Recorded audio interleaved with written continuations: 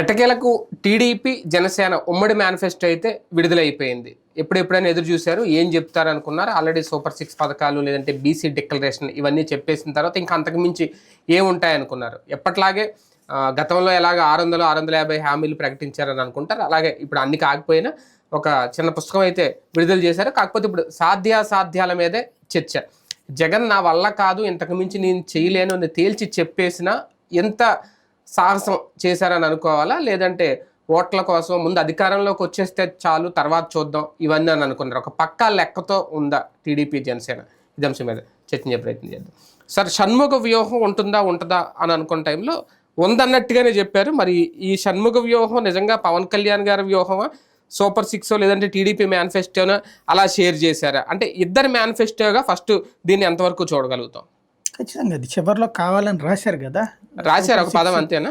Super 6+2 అని షణ్ముఖ వ్యూహం అని పెట్టారు. అది అంటే మొదటి 6 తెలుగుదేశాన్ని, మిగతా 6 కూడా జనసేన. అది క్లియర్ అనమాట. అంటే సూపర్ 6 2.0 లేదంటే షణ్ముఖ వ్యూహం అనుకోవాలి. బార్ పెట్టింది అంటే వీళ్ళది అన్నట్టు.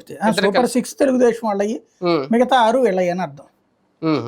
జనసేన ఇద్దరు కూర్చుని ఆలోచించారంటారా ఈ మేనిఫెస్టో? ఖచ్చితంగా. అంటే తెలుగుదేశం దానికి మీ ఏమి యాడ్ చేయాలంటే జనసేన నాయి కూడా యాడ్ చేయాలండి. అయ్యో పట్టురమ్మన్నారు, వాటిట్లో ముందు 4 అన్నారు. టోటల్ గా చూస్తే అన్నిటినీ పెట్టారు అనమాట. అందులో మొదటి చెప్పింది పవన్ కళ్యాణ్ గారు ఒక మాట చెప్పారు కదా, ప్రతి ఏడాదికి ఇంతమందికి ఉపాధి కల్పిస్తాము, వాళ్ళకి 10 లక్షలు ఇస్తాము, ఏడాదికి అలా పెంచుకుంటూ పోతాం, 5 ఏళ్లలో వాళ్ళు ఒక భారీ పరిశ్రమలుగా మారిపోతాయి. ఇవన్నీ అది ఉందా ఇందులో అసలు? చంద్రబాబు గారు చర్చించి దాన్ని కొంచెం మార్చినట్టున్నారు. స్టార్ట్అప్లు పెడితే దానికి 10 లక్షల రూపాయలు సబ్సిడీ ఇస్తారట. అది సబ్సిడీ ఇస్తారు. ముందన్నది ఏంటంటే ఆయన 10 లక్షల రూపాయలు ఇస్తాను ఒక్కొక్కళ్ళకి అని. ఏది కేసీఆర్ దళితులకి 10 లక్షల రూపాయలు అని అన్నాడు కదా, దళిత బంధు అని. ఆ టైప్ లో 10 లక్షల రూపాయలు 500 మందికి యువతకి ఇస్తానన్నాడు. నియోజకవర్గానికి 500 చెప్పిన అన్నట్టు. దాన్ని ఈయన మార్చి చంద్రబాబు గారు షరతులు వర్తిస్తాయి అన్నట్టుగా దాంట్లో స్టార్ట్అప్ కంపెనీకి అంటే 1 కోటి 5 కోట్లు పెట్టుబడి పెట్టినోడికి 10 లక్షలు ఫ్రీగా ఇస్తారు. సబ్సిడీకి 10 లక్షలు ఫ్రీగా ఇవ్వడానికి డిఫరెన్స్ లేదంటారా? అదే ఆయనకి తెలియాలి కదా, రాసినటువంటి చంద్రబాబుకి తెలియాలి, రాయించుకున్న పవన్ కళ్యాణ్కి తెలియాలి.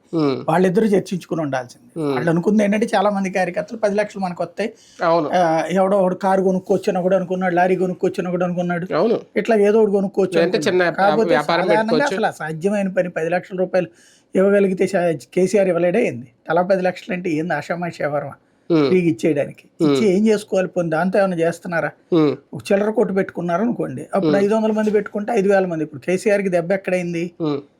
దళిత బంధువును ఇది తీసుకొచ్చాక బీసీ బంధు అని అదే దెబ్బ అయింది. ఎందుకని?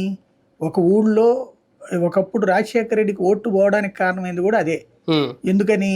2009లో ఒక ఊళ్ళో ఇందిరమ్మ ఇళ్ళు లేకపోతే రాజీవ్ గురుకల్ప ఇళ్ళు, రాజీవ్ గురుకల్ప కాదు అప్పుడు, ఇందిరమ్మ ఇళ్ళే ఎక్కువ పల్లెటూళ్ళలో ఇచ్చినప్పుడు ఒక పల్లెటూళ్ళల్లో ఒక 50 మందికో 40 మందికో ఎంపిక చేసేవాళ్ళు.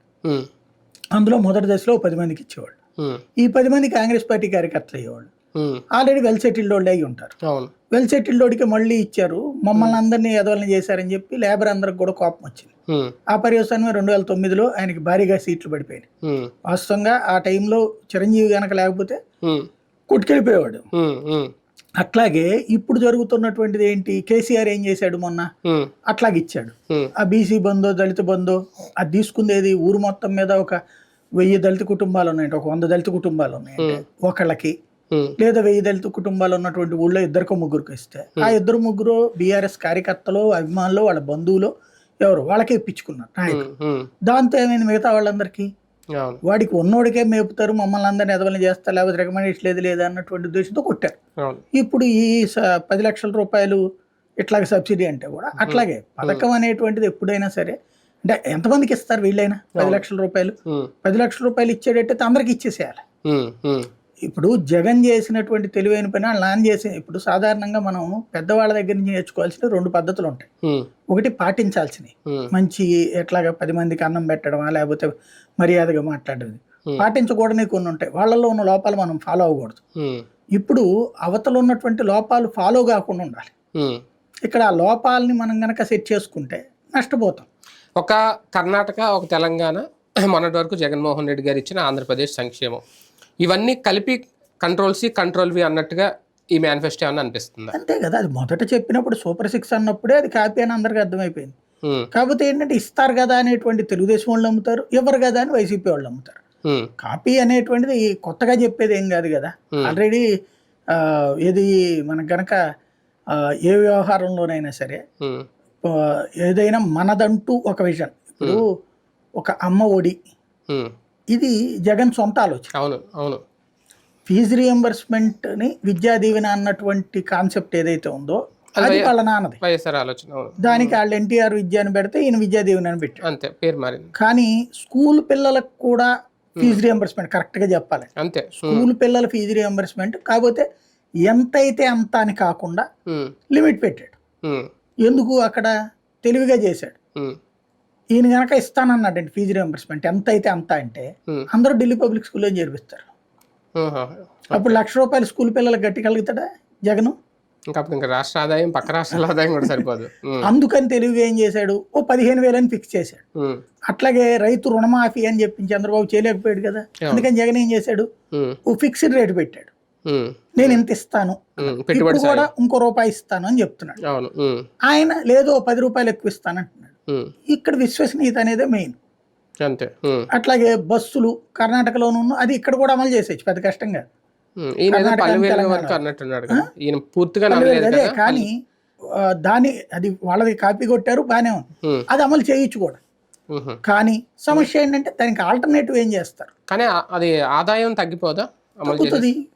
దాన్ని ఆ వారం భర్తీ చేసుకోవడమే, ఆర్టీసీకి మిగతా వాటిలో భర్తీ చేసుకోవడం, మిగతా ఛార్జీలు పెంచుకోవడమే. అంటే ఇప్పటికే ఆర్టీసీ నష్టాల్లో ఉంటుంది, వాళ్ళకే జీతాలు. ఇప్పుడు లాభాల్లో ఉంది ప్రస్తుతం, ప్రభుత్వం అయిపోయింది, ప్రభుత్వంలోకి వచ్చాక ఇప్పుడు మళ్ళీ నష్టాలు పాలు చేస్తారు. అదే అంటున్నాను, అప్పుడు వాళ్ళ జీతాలు ఇవ్వడం కూడా కష్టం అవుతుంది కదా, అప్పుడు వేరే తీసుకొచ్చి పెట్టాలా. అప్పుడు ఏం చేస్తారు, మిగతా ఛార్జీలు పెంచుతారు.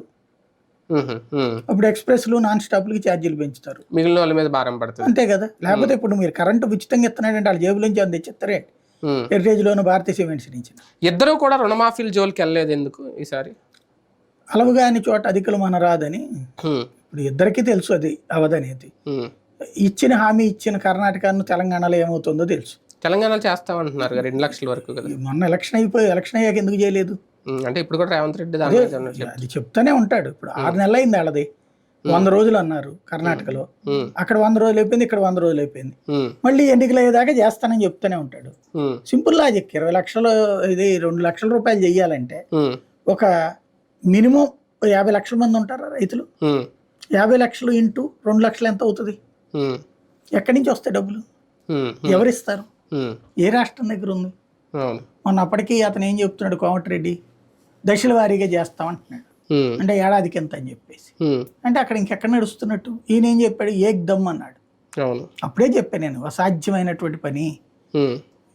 మినిమం ఒక 30 లక్షల మంది వేసుకోండి, పోనీ 30 లక్షలు ఇంటూ 2 60 లక్షల కోట్లు కావాలి కదా, 60,000 కోట్ల 30 లక్షలు, 30 లక్షలు ఇంటూ 2 లక్షలు అంటే 60 లక్షల కోట్లు. అంతే. ఎట్లా అవుతుంది అసలు? ఎక్కడి నుంచి తేవాలి? 600 కోట్లు అనుకుందాం, 6,000 కోట్లు అనుకుంటే ఏదైనా చేయగలరు, కానీ 60,000 కోట్ల రూపాయలు అంటే చేయగలుగుతారు, కానీ ఎట్లా అవుతుంది అసలు ప్రాక్టికల్గా? కానీ అంటే 2019లో టక్మన్ ఆకట్టుకున్నది ఒక మ్యాగ్నెటిక్గా జగన్మోహన్ రెడ్డి గారు చెప్పిన నవరత్నాలు చిన్న పాంప్లెట్ లాగా, ఆయన వస్తే 3,000 పెంచినంట, అంటే పెంచుకుంటూ పోతారని తర్వాత తెలిసింది. యాక్చువల్గా ఫ్రాంక్గా మాట్లాడు ముందు ఎవరికి తెలియలేదు, కానీ ఇంట్లో అప్పుడు కూడా ఇద్దరికి ఇస్తారు అనేది వెళ్ళింది. తర్వాత అధికారంలోకి వచ్చిన తర్వాత అది మారింది. భారతి గారు మాట్లాడిన మాట ఇప్పుడు కూడా వైరల్ చేస్తూ ఉంటారు. అలాగా ఆ భ్రమలో ఉండి, అది భ్రమ అనుకోవాలో లేదంటే ఏదనుకోవాలి, ఉండే ఓట్లు వేసేసారు, గెలిచేశాడు అనేది. ఇప్పుడు కూడా అంతే ఎలాగిది, నిరుద్యోగులకు 3,000 అంట, 20 లక్షల ఉద్యోగాలంట, ఇంట్లో 18 ఏళ్ళు దాటితే ఎవరికైనా 1,500 అంట, రాగానే 4,000 రూపాయలు పింఛను, రేపు ఏప్రిల్లో 7,000 వచ్చేస్తాయి ఒకేసారి, ఈ 3 నెలలు కూడా ఇచ్చేస్తారంటాడు, ఏప్రిల్ నుంచి జూలై వరకు 3 నెలలు. ఇది ఒక మెస్మరైజింగ్గా లేదా జనం అదంతా ఆలోచిస్తారా, దీనికి స్టిక్ ఆన్ అయిపోతారా? ఖచ్చితంగా ఆలోచించే వాళ్ళు ఆలోచిస్తారు. అంటే ఎలా ఇస్తారు అంత ఆలోచిస్తారు. జగన్ ని నమ్మే వాళ్ళు ఆలోచిస్తారు, ఇట్టించి అటుకి వెళ్ళొచ్చు. అంటే అప్పుడు ఆలోచించలేదు కదా, ఎందుకు 2019 ముందు ఎలా అవుతుంది, జగన్ ఎలా ఇస్తాడు, ఎంత 3,000 ఎలా ఇస్తాడు, 1,500 15,000 ఎలా ఇస్తాడు ఇంట్లో ఒక్కొక్కరికి అని అప్పుడు అంత ఆలోచించారు జనం. అసలు ఆ పథకాల పాయింటే కాదు నేను అంటుంది, అదే ఎప్పుడు కూడా. ఆ రోజున పాదయాత్ర ఇంపాక్ట్లో నవరత్నాల్లో బాగా కనిపించినటువంటిది ఏంటంటే పెన్షన్ ఆల్రెడీ 2000 చేశాడుగా అతను, 3000 ఇతను చేస్తాడని నమ్మారు. అవును. మిగతా వాటిట్లని పెద్దగా సీరియస్గా తీసుకున్నారని నేను అనుకోను. ఎట్లా చేస్తాడులే అనుకున్నారు, చూశారు అంతే. ఇప్పుడు ఇతను ఎట్లా చేస్తాడు అని నమ్ముతారా అంటే ఎలా చేస్తాడులే చూద్దాంలే అనుకుని పవర్ ఇవ్వడం. ఇప్పుడు గవర్నమెంట్ మీదన ఓ రకంగా ఇప్పుడు వాస్తవంగా చెప్పాలంటే వీళ్ళ పథకాలు వర్సెస్ గవర్నమెంట్ విశ్వసనీయత, జగన్ విశ్వసనీయత, ఈ రెండిట్లలో జగన్ అయితే చెప్పింది చేస్తాడులే అని నమ్మేటటువంటి వాళ్ళు ఒక సెక్షన్, జగన్ ఏంది చంద్రబాబు అయినా చేస్తాడు ఎవరి కోసం చేస్తాడులే అనుకునే వాళ్ళు ఒకటి, ఈ పథకాలు పొందే వాళ్ళలో ఎవడైనా చేస్తాడులే అనుకునేటటువంటి వాళ్ళు అటుకు వెళ్ళిపోతారు. మీరు చెప్పినట్టు పెన్షన్ ఇట్లాంటి వాటిట్లో మిగతాకి సంబంధించి చేస్తారని నమ్మేవాళ్ళు అటుకు వెళ్తారు. కేవలం ఒక 5 ఏళ్ళు ప్రతిపక్షంలో ఉండి ఉన్న అనుభవంతోనే జగన్ అంత చేస్తే 42 ఏళ్ళ అనుభవం ఉన్న చంద్రబాబు నాయుడు గారు ఇన్ని చేయలేరా? దేనికి కోత పెడతారు? ఎక్కడి నుంచి తీసుకొస్తారు? చేసేయచ్చు, అన్ని చేసేయచ్చు, పెద్ద కష్టమే ఉంది. కాకపోతే ఏ కేంద్రం సపోర్టో లేకపోతే ఇంకేదైనా కావాలి, చేయడం కష్టం కాదు. అంటే రాష్ట్రాల్లో ప్రభుత్వం ఇష్టం వచ్చినట్టు పథకాలు ఇచ్చేసుకుంటే కేంద్రం అన్నింటికి సపోర్ట్ చేస్తుందా? అందుకే కదా వాళ్ళు ముందే అది మేనిఫెస్టో కూడా పట్టుకుని అని చెప్పింది వాళ్ళు. బేసిక్ అంటే ఏ ధైర్యంతో బాబు ఇది రిలీజ్ చేశారు? తన మీద తనకి ధైర్యం. చంద్రబాబు నాయుడు తన మీద ధైర్యం, లేదా పవన్ కళ్యాణ్ 4 సినిమాలు తీసి అను డబ్బులు తెస్తాడు అనుకున్నాడు ఎక్స్ట్రాగా. అంతే తప్ప ఈయన సంపద సృష్టి అనేది ఎలా నిరూపించుకోగలుగుతారు రేపు? ఇప్పుడు ఇదేం సినిమాలో అయితే గనక ఒక 3 గంటల సినిమాలో 10 నిమిషాల్లో హీరో గారు పేపర్ వేసి పాలేసి డబ్బులు పట్టుకొచ్చేస్తాడు. ఈయన అదొక విచిత్రం. మనం గుడ్డెద్దు చేలో పడ్డట్టు మాట్లాడేవాళ్ళు మాట్లాడుతూనే ఉంటారు. ప్రాక్టికల్గా ఇవన్నీ సక్సెస్ కావాలంటే 5 ఏళ్ల పాటు ఏమి ఇవ్వకుండా ఈ 5 ఏళ్ల పాటు అప్పులు తీర్చుకుంటూ పక్కన ఏ పథకం ఇవ్వకుండా పెన్షన్లతో సహా ఆపేసేసి ఆదాయం పెంచుకోవడానికి ఇండస్ట్రీస్ అందరినీ రమ్మనమంటే ఎగబడి వాళ్ళందరూ వచ్చేసేసి అమరావతి ఒక్కసారిగా ఆకాశంలో నుంచి పైకి దిగిపోయి అక్కడ 100ల కొద్ది ఇండస్ట్రీస్ వచ్చేసి వేలాది మంది ఉద్యోగులు వచ్చేసి లక్షలాది మంది ఉద్యోగులు వచ్చేసి వాళ్ళందరూ పన్ను కట్టేసేసి ఇటు పరిశ్రమల పన్నులు కట్టేసేసి ఇదంతా కళ నిజమైతే బాగానే ఉంటది రాష్ట్రంలో. కాబట్టి ఈ కళ అనేటువంటి చంద్రబాబు గారికి అంటున్నారు, మనల్ని కనమంటున్నారు. కంటమా లేదనేది మన ఇష్టం. ఇక కళలు కనాలి, మనమే సాకారం చేసుకోవాలి. అంటే పాపం ఆయన ఎప్పుడు కూడా అబ్దుల్ కలాం గారిని నమ్ముతారు కదా, అందుకని సాకారం చేసుకునే పని చంద్రబాబు గారు చేద్దాం అనుకుంటున్నారు, మనం చేసుకోవాలి ఇక్కడ. అది సమస్య. లాస్ట్ టైం మేనిఫెస్టోలో జగన్మోహన్ రెడ్డి గారు వాలంటీర్ వ్యవస్థను తీసుకొస్తాం, గ్రామ వార్డు సచివాలయ వ్యవస్థను తీసుకొస్తాం అని చెప్పారు ఫస్ట్. అలాగే తీసుకొచ్చారు. నిన్నటి వరకు మాటలే కానీ ఈ మేనిఫెస్టోలో ఎక్కడ వాలంటీర్ వ్యవస్థ గురించి అధికారికంగా అయితే ధృవీకరించలేదు. పాత పథకాలు కొనసాగిస్తామని కూడా ఎక్కడా చెప్పలేదు. వీళ్ళ మేనిఫెస్టో వరకే చెప్పుకుంటూ పోయారు. అవి ఉంటాయనుకోవాలా, వాటిని రద్దు చేసి వాటి ప్లేస్లు రీప్లేస్ చేస్తారు. రాయలేదా వాలంటీర్ది? ఎక్కడ రాయలేదు, మొత్తం చూసాను. వాలంటీర్ వ్యవస్థ ఫ్రంట్ పేజ్ ఏమైనా పెట్టారేమో. ఫ్రంట్ పేజ్ ఎక్కడ ఉంది? అసలు వాలంటీర్ వ్యవస్థ అనేది లేదు. వాలంటీర్ 10,000 ఇస్తామని ఎక్కడ లేదా? లేదు, వాలంటీర్ 10,000 ఇస్తామనేది అయితే ఎక్కడా లేదు. అయితే స్పీచ్ లో వరకే పెట్టారు. స్పీచ్ నేను చూశాను, మొత్తం అయితే చూశాను. మరి నేను చూడకుండా లోపల ఎక్కడ ఉందేమో తెలియదు కానీ అయితే ఎక్కడా లేదు. లేదంటే కనుక అది చీటింగే అవుతుంది. అంటే అఫీషియల్ గా ఇందులో మరి వ్రాతపూర్వకంగా రాయలేదు, మరి మాట ఇచ్చారు కాబట్టి చేస్తారా లేదనే చూడాలి. అంటే అప్పుడు ప్రత్యేక హోదా లాగానే ఉంటది అనమాట. అప్పుడు దాంట్లో నుంచి పెద్ద విషయంగా అది అంటే ఎందుకు యాడ్ చేయలేదు అనుకోవాలి అసలు. అదే వాళ్ళు చెప్పాలి సమాధానం, మనం చెప్పలేం కదా. బేసిక్గా అంటే అది మేనిఫెస్టోతో సంబంధం లేదనుకున్నారేమో, అది బయట ఇచ్చే హామీ సరిపోతుంది అనుకున్నారేమో. జగన్ పథకాలని అన్ని కంటిన్యూ చేసే ఉద్దేశం ఉంటుందా వీళ్ళకి? ఒక రకం ఒకటి క్లియరు, ఈ మేనిఫెస్టో పెట్టారంటే ఇది అమలు చేస్తారని కానీ జగన్ అమలు చేస్తామని కాదు కదా. ఇప్పుడు జగన్ పథకాలన్నీ రద్దు అయిపోతాయి, నవరత్నాల్లో ఇంకేమి రావు. ఇప్పుడు నాకు తెలిసి ఇది చూస్తుంటే నాకు అర్థమైన సీన్ ఏంటంటే ఇది అమలు చేయడం పెద్ద కష్టం కాదు. ఎలాగా? జగన్ ఏం చెప్తున్నాడు, తనకి సంబంధించిన పథకాలు అన్నిటినీ కంటిన్యూ చేసి చంద్రబాబు ఎట్లా ఇస్తాడని అడుగుతున్నాడు. కంటిన్యూ చేసి అనేది ఇక్కడ లేదు కదా, నేను అంటుంది అదే. జగన్ ఏమంటున్నాడు, తన పథకాలకే 70-80 వేల కోట్లు అవుతుంది, చంద్రబాబు చెప్పే పథకాలు కూడా అయితే కనుక 1.5 కోట్లు అవుతుంది అంటున్నాడు. ఇక్కడ అసలు జగన్ పథకాలే చేయకపోతే ఇది ఈజీగా చేసేయచ్చు. అంటే ఇప్పుడు 78 లక్షల కోట్లు మైనస్, అంతే కదా. 78 వేల కోట్లు, 78 వేల కోట్లు మైనస్ 1 కోట్లు, 1.5 కోట్లు. ఏంటంటే మీకు ఒక రకంగా చెప్పాలంటే ఇస్తున్న డబ్బులు తగ్గించబోతున్నాడు చంద్రబాబు. అవునా? మీకు ఇప్పుడు వస్తున్నటువంటి పథకాల డబ్బులు తగ్గించబోతున్నాడు. ఫర్ ఎగ్జాంపుల్, ఒక బీసీ కుటుంబానికి ఏడాదికి వచ్చేటప్పటికి చేయూత అనే పథకము, చేదోడు అనే ఒక చేదోడు పథకం, చేయూత అనేటువంటి పథకంతో పాటు ఇప్పుడు వాళ్ళ లెక్క ఏంటి, వీళ్ళ లెక్కలోనే చూసుకుంటే సరే అమ్మ ఒడి తీసేయండి, అమ్మ ఒడి వసతి దీవెన, విద్యా దీవెన, రైతు భరోసా ఇవన్నీ కాదు. ఇది డైరెక్ట్ గా వచ్చేటప్పటికి చేయూత, తర్వాతన ఈబీసీ నేస్తాం, కాపు నేస్తాం, ఇట్లాగే దాంతో పాటుగా జగనన్న తోడు అంటే వడ్డీ పెట్టారు. ఇది కాకుండా కాపులకి ఇదే టోటల్ గా అందరికి కలిపి రైతు ఇదే రుణమాఫీ చేశారు.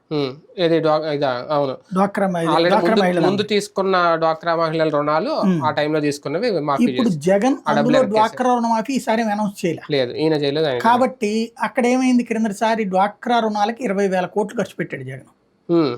ఏడాదికి 4,000 కోట్లు పడ్డాయి 5 ఏళ్లలో లెక్కేసుకుంటే. అంటే ఆ రోజున తను ఎక్కే నాటికి 28,000 కోట్లు అనుకుంటా, నాకున్న అవగాహన మేరకు 28,000 కోట్లు బాకీ.